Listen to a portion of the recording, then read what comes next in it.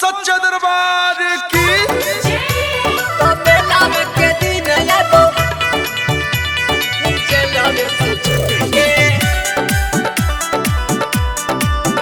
Recording by Supriya studio Madhepura. Durga मैं से कर गोहर भोरे तू उठ के, भोरे तू उठ के, भोरे तू उठ के, दुर्गा मैं से कर गोहर भोरे तू उठ के। तमे लावे के दिन आया बोझे लावे से छूट के, तमे लावे के दिन आया बोझे लावे से छूट के। खुश रह जान अब बैठे नहीं रूठ के, खुश रह जान अब बैठे नहीं रूठ के। तमे लावे के दिन आया बोझे लावे से छूट के, तोरा से हम मिले आया बोझे लावे से छूट के। लावे के दिन ये बोझे लावे से छूट के, तोरा से हम मिले ये बोझे लावे से छूट के। तमे लावे के दिन आया बोझे लावे से छूट के।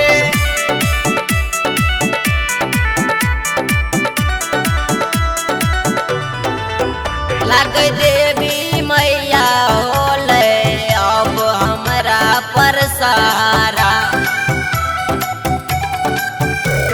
रख पैते नहीं हमरा अब कानून के कोनो धारा।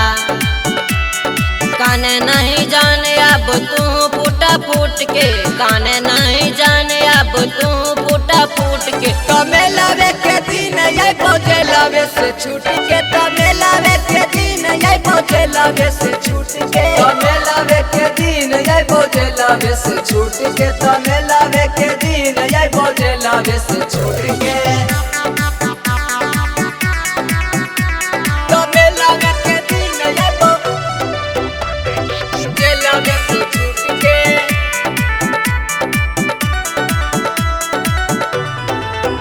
जाने करे नहीं फिकीर जल्दी लेके आए बहु बेलवा।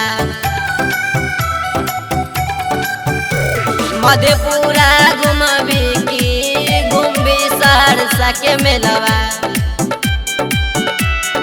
कहाँ लागे भीड़ ये प्रभाकर से पूछ के, सोराव से पूछ के, गे छोटुआ से पूछ के। तमे लावे दुनियाई बौगे जे लावे से छूट के, तमे लावे दुनियाई बौगे जे लावे से छूट के। तमे लावे दुनियाई बौगे जे लावे से छूट के, तमे लावे दुनियाई बौगे जे लावे से छूट के।